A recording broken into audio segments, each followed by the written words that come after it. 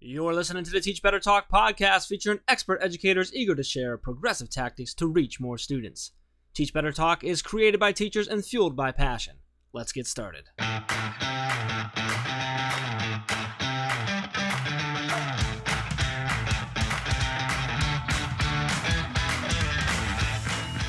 Hey everyone, welcome to episode 24 of Teach Better Talk. I'm Ray Hewert, and you know that I'm already laughing because I am trying to pick the right word to describe Jeff Gargas. So before I talk to you, Jeff, I want to choose the first word that I Googled when you throw in descriptive words. The first one that came up was insightful, Jeff Gargas. How are you, Jeff? That's a new one, insightful. I'm feeling very insightful tonight, apparently. I'm absolutely awesome. Just a good Monday to kick off the week. Feeling good.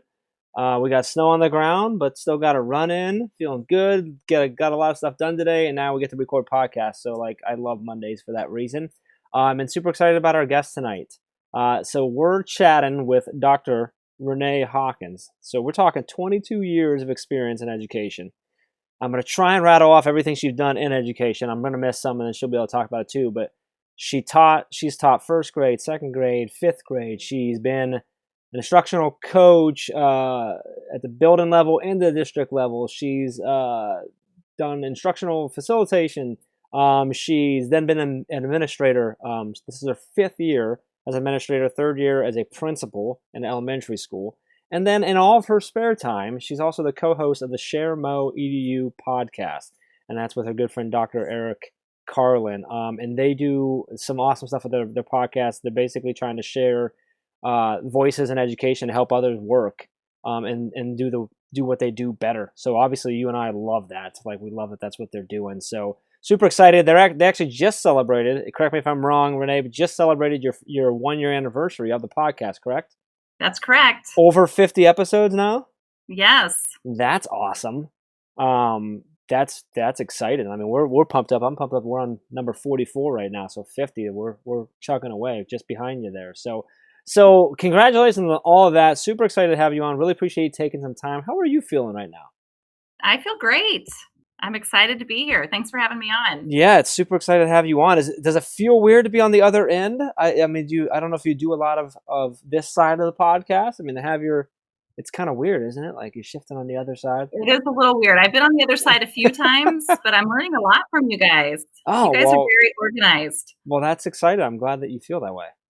We try and be organized. It's really just all Ray. I'm just all over the place. Ray keeps us all in line and situated. You know, I really love that reputation, Jeff. You're right. I do everything.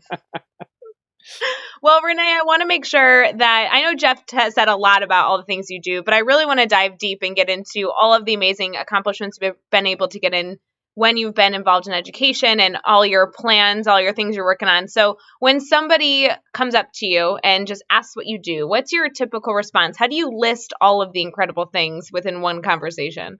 I think my simple answer is just I'm a principal. And, I take great pride in that. I'm so excited to share the story of transition from my school, Maple Elementary School in Smithville, Missouri. And I'm sure we'll get to that later. But besides being a principal, I'm also a mom. I have three. One is an adult and two are mini adults. So Serena is a sophomore at Northwest Missouri State University and pursuing music education. And then I have a high school junior, Harley, and a high school freshman named Elaine. My husband is a psychotherapist. He keeps us all sane. So that's awesome. Yes. And then also I have the podcast, which is super fun. It's been a great way to connect. Adam, welcome. You may know him. He pushed us in the direction to start a podcast. And, I say we didn't know we needed this in our lives. It's been an awesome experience. That's awesome. So that was Adam. So it was Adam Welcome's fault. It really was. That's his good. One little word for last year was more, and he told me to do more. So he pushed his more on me. I love it. He has a way of doing that. He does. In the best way possible. In the best way possible. Yeah, we love Adam. Adam's a good dude that pushes a lot of people to do a little bit more in a lot of different ways. That's right. So really excited. So I want to push you to share a story with us. And if you've listened to any episode we talk about failure a lot. We love it. I'm a huge fan of discussing it because I've had some epic fails in my life, and I feel like I've learned from all of them, and I love that. And I attribute that, like I give that credit for where I am today and stuff. So I'd like you to share a time in your life and these 22 years of experience and all these different roles and everything that you've done, a time that you felt like you failed, and kind of take us there with you. What happened? Why was it a failure to you? How did you feel? And then more importantly, how did you overcome that, and what did you take away from that experience? Right. Well, fortunately, I can say that I've never had an epic fail that, ruined a career or was a major setback. They've always been wonderful learning opportunities. But I can think of times when I heard a no and I wanted to hear a yes. And, sometimes that's hard to recover from. And personally, I don't take no well. So I think hearing no's taught me to dig deep, whether it be interviewing for an assistant principal position and trying to get my foot in the door for administration. You just have to come back with more determination. And no doesn't always mean no forever. Sometimes it just means not yet. So, when I reflect on those no's, it wasn't my time or it wasn't the right fit, because I really found the perfect fit right here in Smithville. And being able to start administration here has been phenomenal. So I think, no can mean not yet. Other times, I think about when I was told no, like, trying to get iPads for my kindergarten classes, and I just had to dig deep and find a way. And so we fundraised and found a way to supply iPads for our kindergarten classes. So when I say that I don't like to hear the word no, it's kind of a joke that I have a girl boss mentality. In the most positive of ways, though, it just means that I'm going to get what I want. So a personal story, a fellow principal bought me a sign for my office that says girl boss.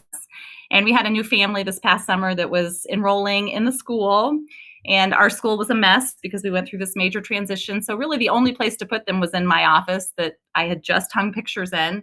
And I could hear the mom and her sister in there kind of whispering. And I'm thinking, oh gosh, I just hung that girl boss sign. I wonder what they're thinking.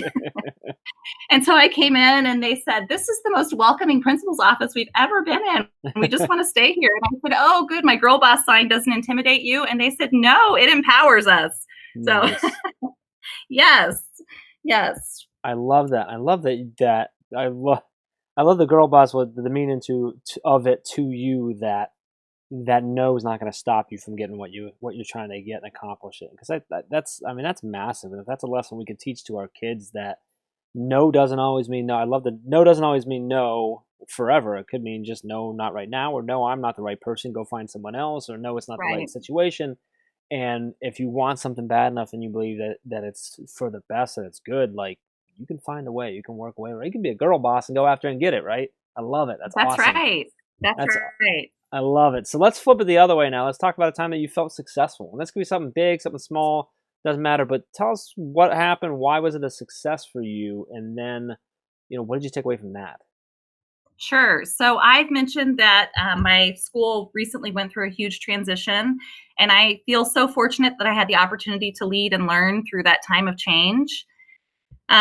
So it starts way back in 2016. Our school district successfully passed a bond and levy, which allowed for a $5.3 million renovation at my building that's 63 years old, and also the building of a third elementary in Smithville. And so at the time when we passed that, I wasn't Maple Elementary. I was Smithville Primary Elementary, and I housed about 530 students, all in grades K through 2. So no matter where you lived in Smithville, you were bused to the primary elementary. So some of our kids were on the bus for over an hour because, we're pretty rural.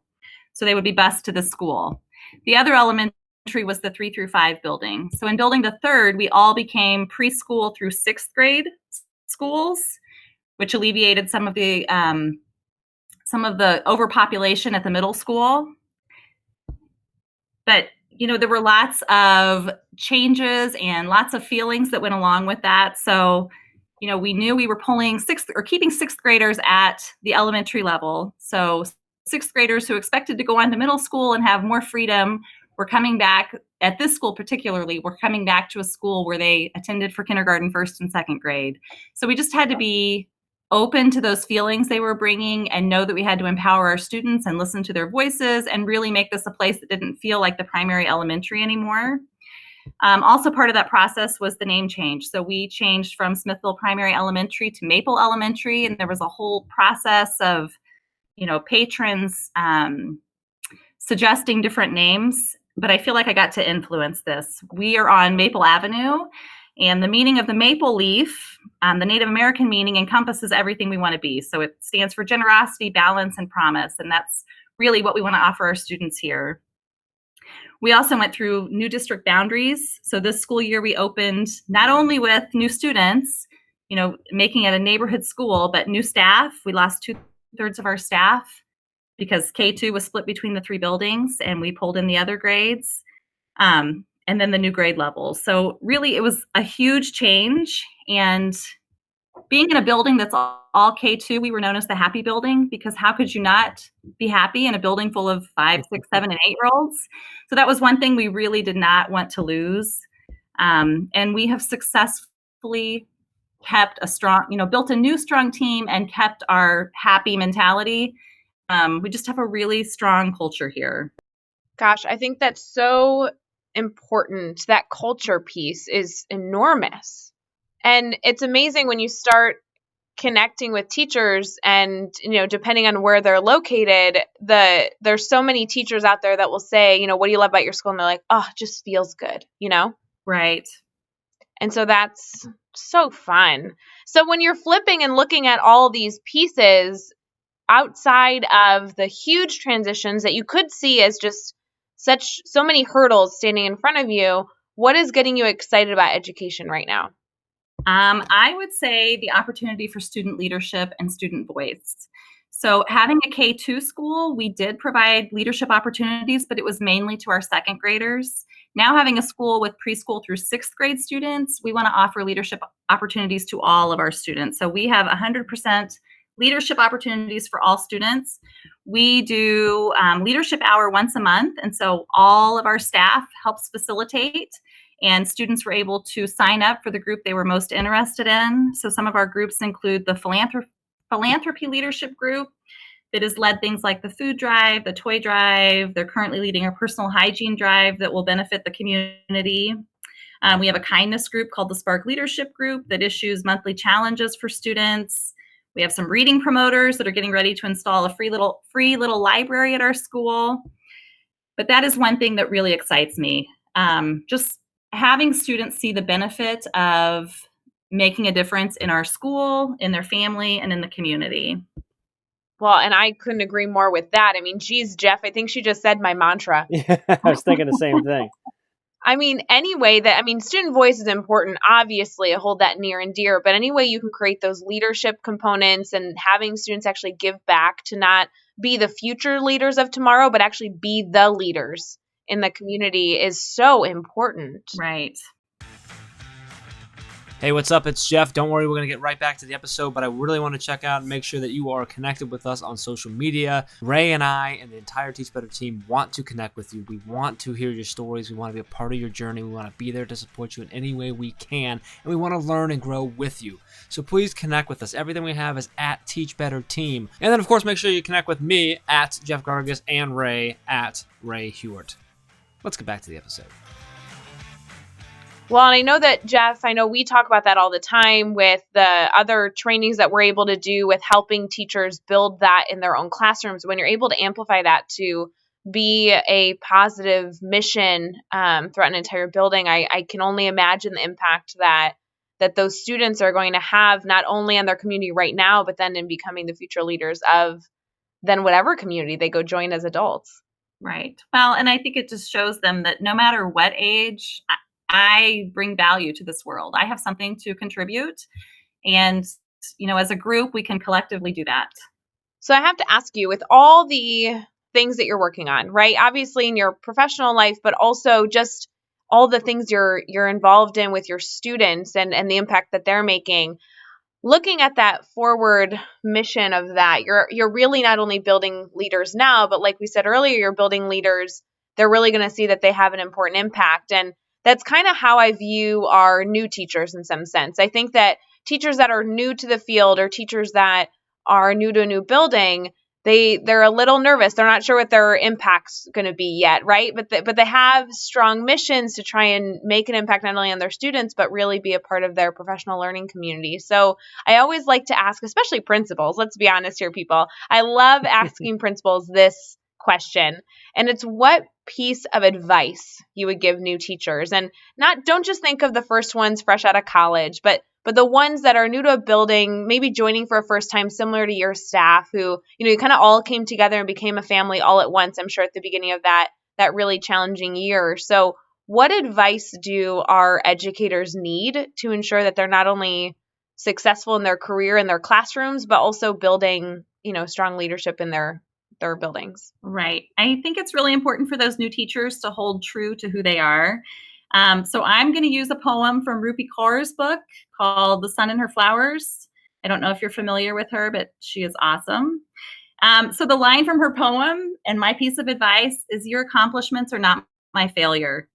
We're not here to compete with each other. We're here to connect, grow, and support each other through the tough but rewarding passion that we've committed ourselves to. So it's really important that you do you. Everyone's going to create their own path to success, and it's important that we connect along the way. We share ideas, we learn from others, and we make that path less lonely. We are definitely better together. I love that. I've always tried to always have that sort of lens on when I was in different businesses and hearing stuff too, that it's not competition. It's what can we do together? How can we work together? How can we build each other up to do more good in the world? So I love that. That's a great touch there. I want to talk really quick. Can we talk about your podcast for a minute? Is that okay? Yeah. Can we promote it? Sure. So, I guess let's look at a few things out. So what platforms are you on? Are you on all the typical platforms? Are you over on Apple and stuff too, or? Yes, we're on iTunes and Podomatic, and then people have said, "Oh yeah, I found you on," and they'll say a platform. So somehow it gets out there, right? Gotcha. Okay, good. And so it started with Adam Welcome, but can you kind of take us through then how did you get connected with Eric? Like, how was that? Why was that the right decision to go with 2-person show versus solo, and kind of how did that all come together for you? Right. So Eric is my assistant principal here at Maple Elementary School. Okay. And we were actually in our doctorate together. So that is where we first met. When he found out that the principal position opened here and I was the assistant, he said, "You better get it because I'm coming for the assistant principal job." And, in front of a panel of teachers, he proved his way. But yeah, Adam reached out to me over Christmas break. I was on Twitter a lot and I was blogging, and he said in a message through Twitter, "You need to do more." And I was like, "No, I'm really good. Like, I'm getting ready to renovate my school and go through all these changes. I'm really good." And he was like, "No, you need to blog more. You need to start a podcast." And I think that just got me interested. And so I started studying the craft of podcasting, listening to other podcasts.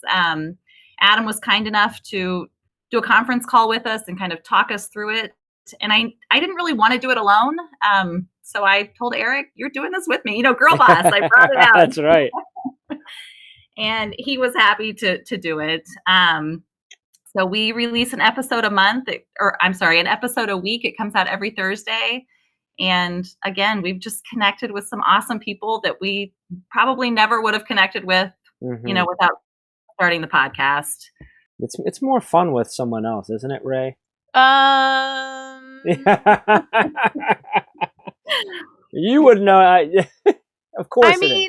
It's something, Jeff. It's something. Yeah, that's great. I think that cancels out the nice introduction earlier. You ruined it. I said you were insightful. I know, but then you just went, which I have other words here. Would you like me to use the other words here that Google suggested? No, but I had a podcast years ago by myself, and I'm kind of missing that right now. Anyway, no.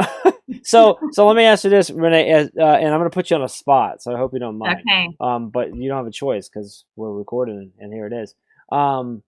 Favorite episode, favorite guest that you've had that you guys have been able to connect with and talk to. And this isn't to negate any of the other ones, but that one that just maybe surprised you with something or just laid out the golden nuggets of awesomeness, and you're just like, oh.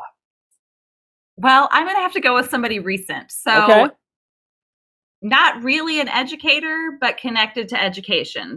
Okay. Lori McIntosh was on, and she is also phenomenal and a favorite. But after she was on, she messaged me and said, you need to get Dr. Jody Carrington on. So she is a therapist in Canada, and she has written a book called Kids These Days that releases this week. She believes you have to have a little bit of higher power, a little bit of God, and a little bit of cussing to get through the day and to deal with the trauma that kids are dealing with. She's just has a big personality and was a lot of fun.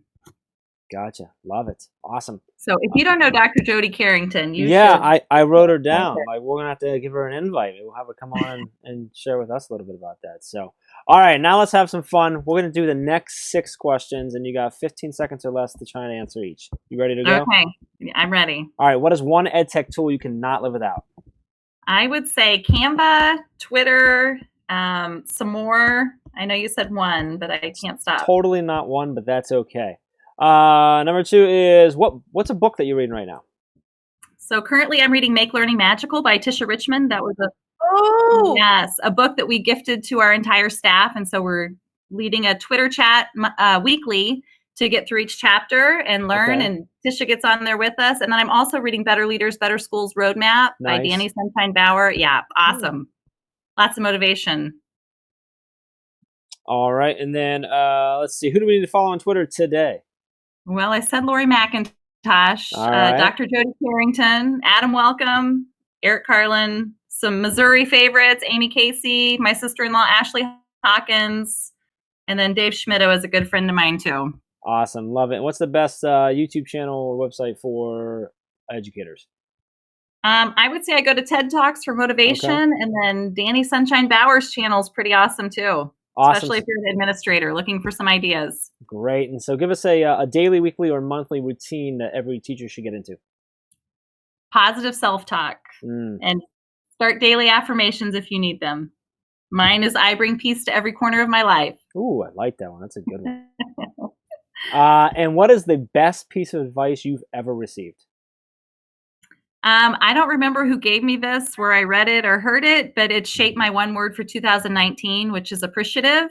And the advice is look for moments of awe over moments of oh.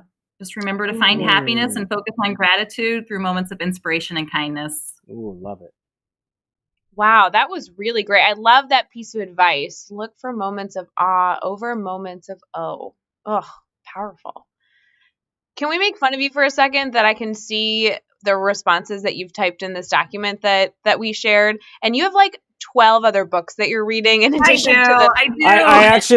I actually paused because I thought you were going to go like, can you let's just go ahead and talk about it, because I don't mind giving Jimmy a shout out too. So that's what I was going to say. Tell us the other ones that you have on there. We're going to do more books. Okay. Well, I have a Wonder Crew that I have connected with on Twitter. So people from all over the U.S. and Canada. I could name them and you would probably know these people, but we are getting ready to start our next book study on Jimmy Casas and Jeff Zuhl's Stop Right Now, 39 Stops to Making Schools Better. And we've decided to do it through Flipgrid this time. So I'm excited about that. Nice. Yes. And then I committed to reading to every classroom this month in my school. And I'm going to read Peter Reynolds' I Am Human, a book of empathy. And in finding that book, he has a new book coming out this month called Say Something, which will get me back into classrooms for more read alouds. Nice. I love it.